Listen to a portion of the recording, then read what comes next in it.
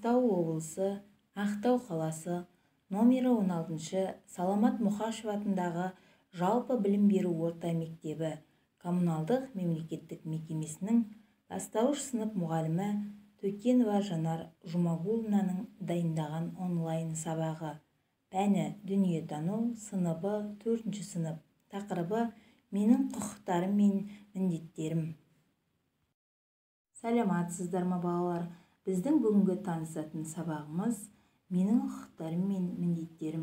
Бүгінгі сабағымызға негізделген оқу мақсаттары Конституцияның қоғам өміріндегі маңызы туралы қорытынды жасау, Қазақстан Республикасының азаматы ретінде жеке тұлғаның демократиялық құқықтары, бостандықтары, міндеттерінен мысалдар келтіру.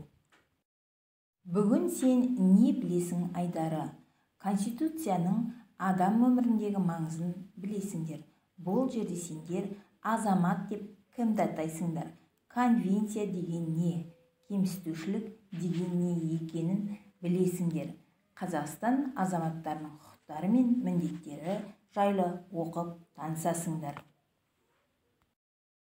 Азамат – құқықтық негізде белгілі бір мемлекеттің құрамында болатын адам. Конвенция – қол қойғандардың барлығы жазылғандарды мүлтіксіз орындауы тиіс құжат. Кемсітушілік – адамға немесе белгілі бір топқа тең дәрежеде қарым-қатынас жасамау.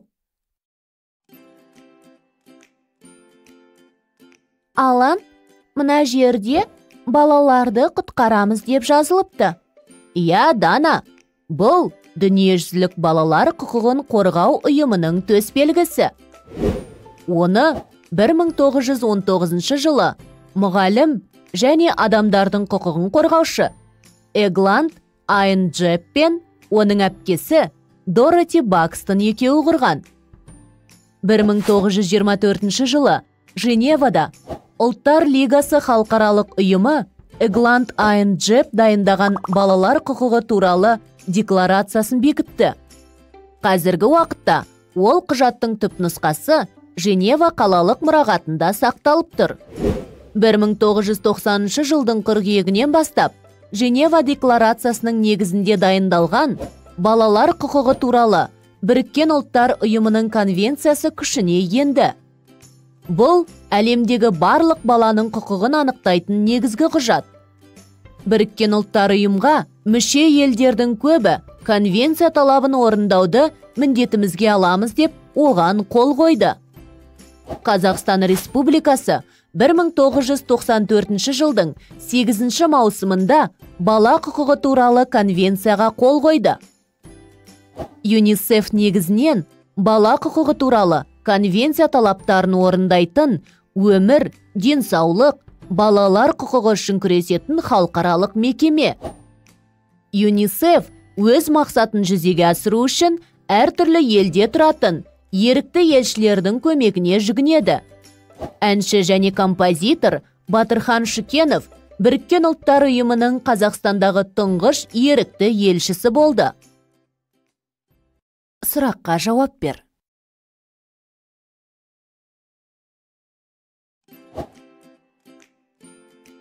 Алан, бала құқығы туралы конвенция менің де құқығымды қорғай ма? Я, Дана, әлбетте. Ал сенікінші? Менікін де қорғайды. Бірақ сен бала емессің ғой? Дана, конвенция бойынша адам 18 жасқа дейін бала деп есептеледі. Және құжатта жазылған барлық құқықтарға ие болады. Алан, менің қандай құқықтарым бар? Міне, Дана, қара, және есіңе сақтап ал.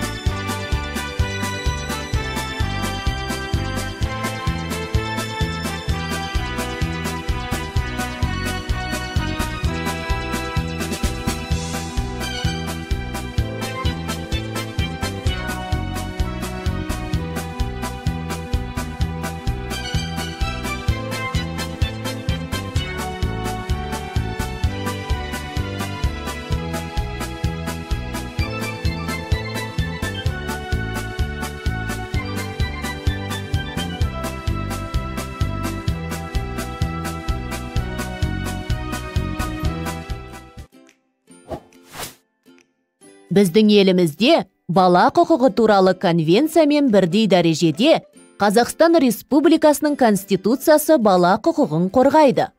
Сонымен қатар, Қазақстан Республикасының бала құқығы туралы заңы бар.